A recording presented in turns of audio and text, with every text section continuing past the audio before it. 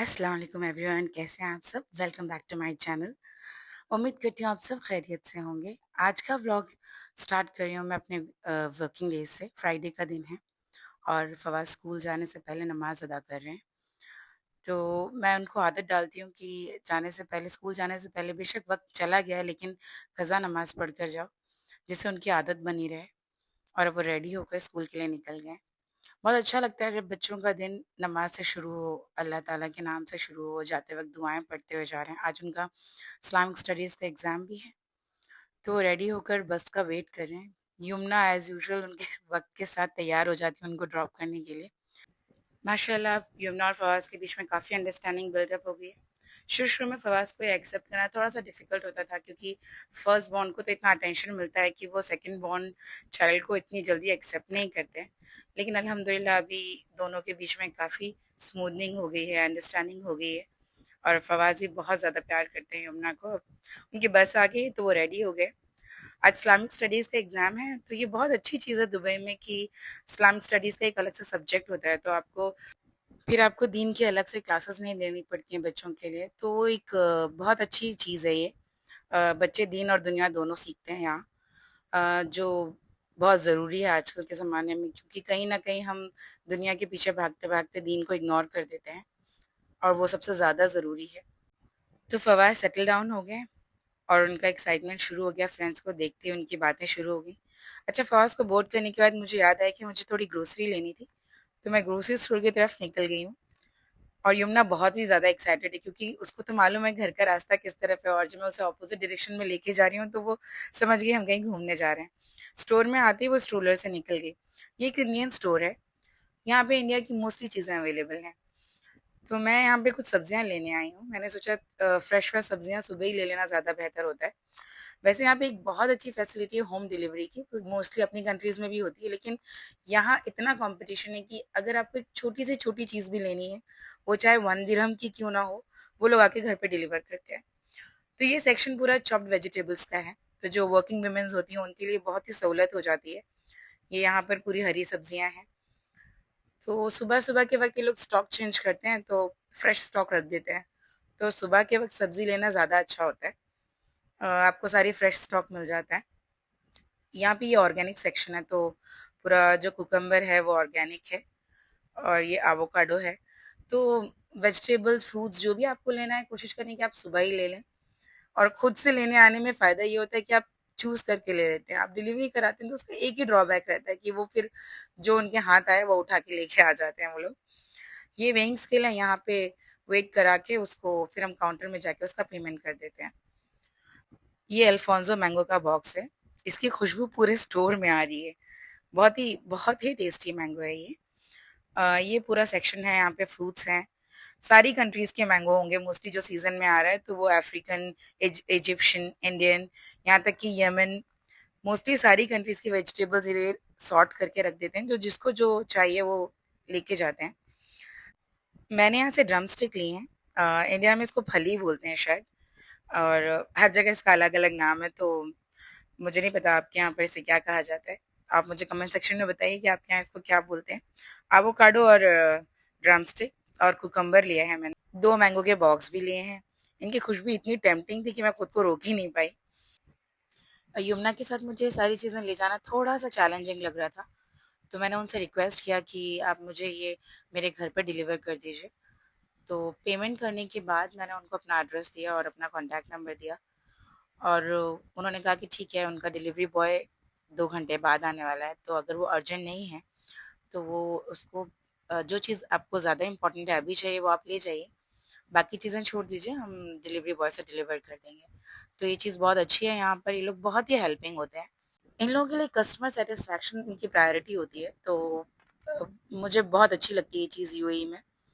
सुबह का वक़्त इतना हैपनिंग होता है कि देखिए सब लोग अपने-अपने काम के लिए निकल चुके हैं। यहाँ लोग बस का वेट कर रहे हैं, ये बस स्टॉप है। तो स्कूल बच्चे, बड़े सब लोग वर्किंग हैं तो सुबह-सुबह ही निकलते हैं। अच्छा मैं आपको एक बहुत अच्छी चीज़ दिखाना चाह रही हूँ, ये जो बॉक्स आपको दिखाई दे रहा है, मैं आपको नज़दीक जाके दिखाती हूँ। ये एक डोनेशन बॉक्स है। यहाँ जो भी चीज़ आप यूज़ नहीं करना चाहते हैं और अच्छी कंडीशन में है, जो कोई और यूज़ कर सकता है, तो आप उसे डोनेट कर सकते हैं। जैसे यहाँ पे किसी ने स्ट्रोलर्स भी डोनेट किए हैं, तो ये बहुत हेल्प हो जाती है किसी के लिए भी, जो ज़रूरतमंद होगा वो इसे आकर ले जाएगा। इसके अंदर आप अपने कपड़े जो छोटे हो गए हैं, अच्छी कंडीशन में हैं या आप नहीं पहनते हैं किसी वजह से, तो वो भी आप डोनेट कर सकते हैं। तो ये बहुत अच्छा है। अब मैं घर आ गई हूँ और मैं अपने लिए ब्रेकफ़ास्ट बना रही हूँ। घर में कोई है ही नहीं, हस्बैंड भी नहीं है और फवाज़ भी स्कूल चले गए हैं। तो मैंने सोचा आज मैं वो बनाती हूँ जो कोई और नहीं खाता, सिर्फ़ मैं शौक से खाती हूँ। तो मैं अपने लिए इडली और सांभर बना रही हूँ। अच्छा, ये बहुत ही ईज़ी टू मेक है। यहाँ पे एक रेडीमेड बैटर आता है इडली का, तो बस वो बैटर लाकर मैंने मोल्ड में डालकर स्टीम कर लिया है, तो बहुत ही ईज़िली बन गया। और यहाँ पर मैं सांभर के लिए, सांभर थोड़ा खट्टा-मीठा अच्छा लगता है, तो मैंने इमली और गुड़ डाला है। और जो मैं ड्रम स्टिक लेकर आई थी, वो ड्रम स्टिक मैं सांभर में डालने के लिए लेकर आई थी और मैंने वो इसमें डाल दिया है। मेरी दाल रेडी हो गई है। मैंने दाल और ड्रम स्टिक अलग से बॉईल किया था और सांभर का जो तड़का था वो मैंने अलग बनाया है, तो मैं दोनों को मिक्स कर दूँगी। साथ-साथ मैं फवाज़ के लंच की भी तैयारी कर रही हूँ, जिससे वो तो नहीं खाएँगे सांभर और इडली, तो फिर मैंने उनके लिए अलग से बनाया है खाना। मैं कोई बहुत अच्छी कुक नहीं हूँ और ना मेरा व्लॉग कुकिंग से रिलेटेड है। मैं सिर्फ़ आपको लाइफ़ इन दुबई दिखा रही हूँ। अल्हम्दुलिल्लाह यहाँ लाइफ़ ईज़ी है, इतनी मुश्किल नहीं है। ये देखिए माशाल्लाह मेरी इडली कितनी अच्छे से स्टीम हुई है और बिल्कुल स्पॉन्जी बनी हुई है। अब यमुना भी सो रही है और फवाज़ भी स्कूल चले गए हैं, तो मैं घर में अकेली हूँ और अपना मी टाइम एन्जॉय कर रही हूँ अपने फ़ेवरेट मील के साथ। ये one of my comfort food है, जिसको मैं ऑयल फ्री तो नहीं कहूँगी, बट बहुत लेस ऑयल में सांभर बना है और इडली बिल्कुल ज़ीरो ऑयल में बनी है, तो मुझे ऐसा लगता है बहुत हेल्दी ब्रेकफ़ास्ट है, गिल्ट फ्री। अब फवाज़ के आने का वक़्त हो गया है, तो यमुना रेडी होकर नीचे जा रही है अपने भाई को लेने के लिए। ये यमुना का फ़ेवरेट टाइम है। हम लोग नीचे आए तो बस 2 मिनट के बाद फवाज़ की बस भी आ गई और फवाज़ आ रहे हैं बस से।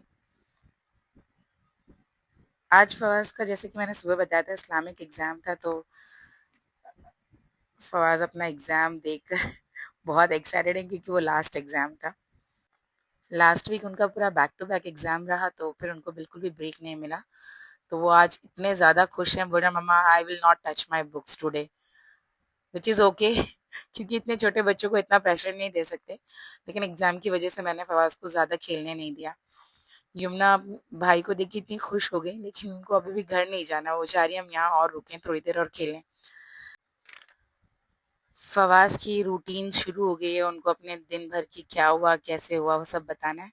अच्छा, ये एक ट्रॉली रखी हुई है, फवाज़ ने अभी नया शुरू किया, बस ट्रॉली में बैग डालकर पूरा ट्रॉली घर तक अपना सामान इसमें लेके जाते हैं। बच्चों का बचपना भी इतना क्यूट होता है, कुछ-कुछ चीज़ें उनकी इतनी प्यारी होती हैं कि आप चाहकर भी उन्हें रोक नहीं पाते हैं कि ऐसा मत करो, क्योंकि यही तो वक़्त है जब वो एन्जॉय करते हैं और अपनी लाइफ़ अपने हिसाब से जीते हैं। फिर तो बड़े हो जाना है और फिर ज़िंदगी की भाग-दौड़ में लग जाना है। घर आकर फ़ाज़ अपना बैग निकाला और वो ट्रॉली को वापस रखने जा रहे हैं और यही सब हरकतें बाद में कुछ सालों बाद यादें बन जाएँगी। बड़े होने के बाद तो कोई ऐसा करता नहीं है और उनको देखकर हम अपनी ज़िंदगी, अपना बचपना वापस से जी लेते हैं। कभी-कभी ये चीज़ें बहुत परेशान भी करती हैं और कभी-कभी बहुत प्यार भी आता है इन सब चीज़ों को देखकर। ठीक है, जब एक बर्दाश्त तक हो तो बच्चों को उनका बचपना कर लेने देना चाहिए। यमुना वापस आ गई हैं, उनको तो बैठने नहीं दिया भाई ने। भाई को देखते ही यमुना इतनी खुश हो जाती है क्योंकि दिन भर भाई रहते नहीं हैं। तो जैसे ही फवाज़ स्कूल से आते हैं, यमुना को ऐसा लगता है हाँ, नाउ समबडी इज़ देयर, तो बहुत खुश हो जाती है फवाज़ को देखकर। और फवाज़ अपना रूटीन, वही स्कूल की बातें, स्कूल में क्या हुआ, कैसे हुआ, वो सब शेयर कर रहे हैं। बच्चे दिन भर की कहानियाँ जब तक अपनी अम्मा या अब्बा को ना बता दें, उनको तसल्ली नहीं मिलती और ये एक बहुत ही प्रेशियस टाइम होता है, ये बचपना जो होता है, आप इसको बाद में मिस करेंगे। क्योंकि बच्चे बहुत जल्दी बड़े हो जाते हैं और जब वो बड़े हो जाते हैं, तो ये सब करना छोड़ देते हैं। तो ये वक़्त भी बहुत खूबसूरत है। ये इसलिए भी खूबसूरत है क्योंकि सिर्फ़ आप हैं उनकी दुनिया। आप तक ही सब कुछ है। वो आपको अपनी बातें बताते हैं, आपसे अपनी प्रॉब्लम शेयर करते हैं, अपनी खुशियाँ शेयर करते हैं। जब वो बड़े हो जाते हैं एक बार, जैसे ही वो टीनेज में जाते हैं, वो आपसे भागने लगेंगे और तब आप इन्हें मिस करेंगे। आप इनका टाइम चाहेंगे और ये आपको टाइम नहीं देंगे। तो अभी हम इरिटेट होते हैं इनकी हरकतों से, बाद में ये हमसे इरिटेट होते हैं। तो जितना हो इस वक़्त को जी लो, सब्र के साथ जितना हो इसको एन्जॉय कर लो, क्योंकि बाद में वक़्त बच्चों के साथ ऐसा मिलने वाला नहीं है। तो मैं बहुत खुश हूँ कि मैंने ये चैनल स्टार्ट किया जिससे मैं सब मोमेंट्स को कैप्चर कर रही हूँ और मैं जब मुझे याद आए तो मैं इसे देख सकूँ। अच्छा, एग्ज़ाम्स तो ख़त्म हो गए हैं लेकिन फ़वाज़ को स्कूल से काफ़ी होमवर्क मिला है, तो ईद की छुट्टियाँ भी स्टार्ट होने वाली हैं। मुझे तो लगा था फ़वाज़ बुक लेके बिल्कुल नहीं बैठेंगे, लेकिन उनका खुद का होमवर्क इतना ज़्यादा था कि उन्होंने कहा मम्मा I want to finish my homework first. तो वो अपना मैथ्स का होमवर्क कर रहे हैं, लेकिन एक टॉडलर के साथ बच्चे को पढ़ाना एक चैलेंज होता है। तो फ़वाज़ को यमुना के साथ पढ़ाई करना इतना मुश्किल होता है कि यमुना जब तक फ़वाज़ स्कूल में होते हैं वो अपनी नैप ले लेती है और जब फ़वाज़ आ जाते हैं तो फिर वो सोती नहीं है, वो सोचती है मैं ज़्यादा भाई के साथ खेलूँ। तो वो चाह रही है भाई बुक्स रखें और मेरे साथ खेलें। तो यमुना को वही करना होता है जो भाई कर रहे हैं, तो वो बोल रही है मुझे वही पेंसिल चाहिए जो भाई के पास है। फिर उनको वो पेपर भी चाहिए जिसमें भाई लिख रहे हैं। तो फवाज़ को फिर मैथ्स करते वक़्त तो फ़ोकस करना बहुत ज़रूरी है, वो इतना डिस्टर्ब हो रहे हैं।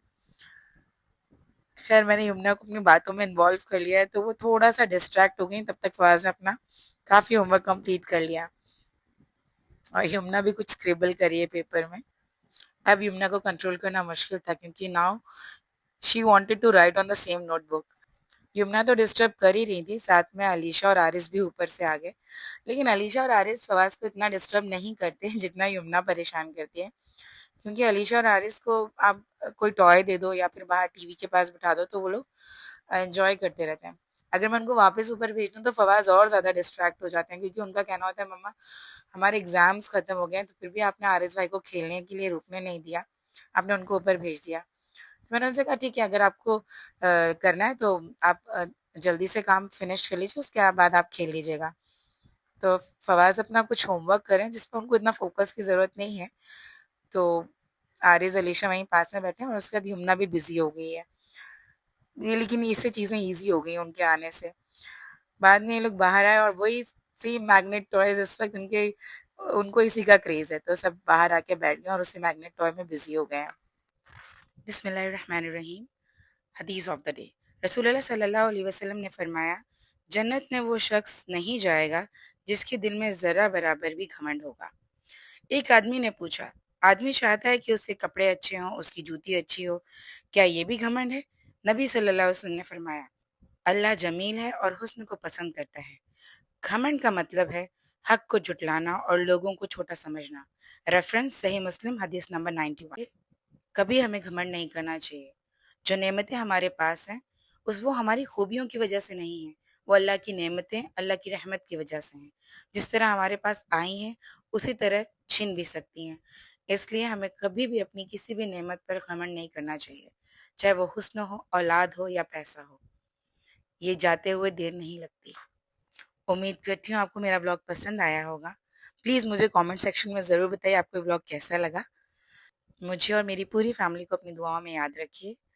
अपना ख़्याल रखें, मिलते हैं नेक्स्ट व्लॉग में। अल्लाह हाफ़िज़।